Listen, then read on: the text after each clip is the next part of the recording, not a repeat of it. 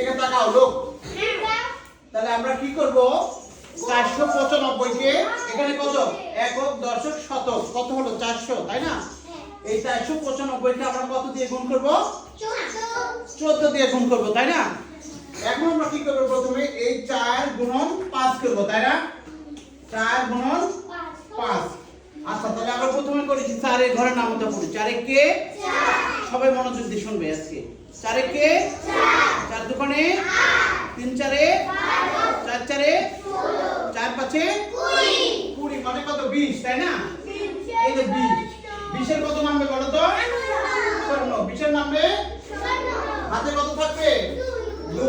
আচ্ছা, এইবার 4 এর ঘর দিয়ে কাকে গুণ করব? 9 কে, তাই না? এখন 4 দিয়ে যদি 9 গুণ করে দেখো, তাহলে 4 এর ঘরের নামটা বলতে থাকো তো। 4 এ কে? 4 দুগুণে 3 4 এ 4 4 এ 4 5 এ 4 5 এ 20, 4 6 24, তার সাথে 28, 4 8 32, 4 9 36 হলো। 36 এর হাতের কত ছিল? 2। তাহলে 36 হাত দিয়ে কত হবে? এই যে 38 এর কত নামলো? 38 এ 8।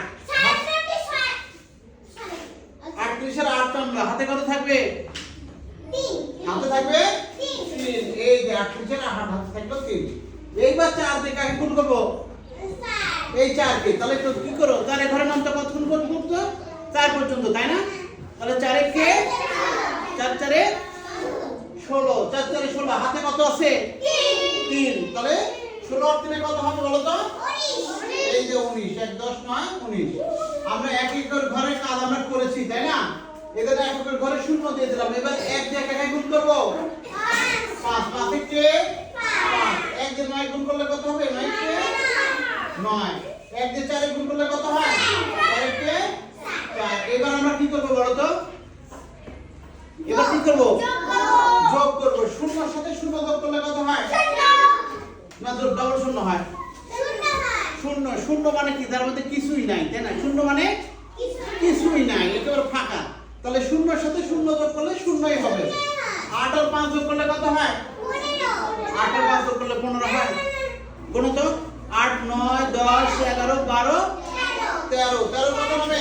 3। হাতে কত থাকে? 1। এই 9 রাখে 10। 10 এর সাথে 9 যোগ করলে কত হবে? 19 এর কত হবে? 9। হাতে কত থাকে? 1। 4 রাখে 5 রাখে 6। তাহলে কত হলো? এই 6930। বুঝা গেল কথা? বুঝতে পারছো সবাই? আচ্ছা, তাহলে এবার করো। 2 আর 3। হ্যাঁ, 2 2 এর সবগুলো করো।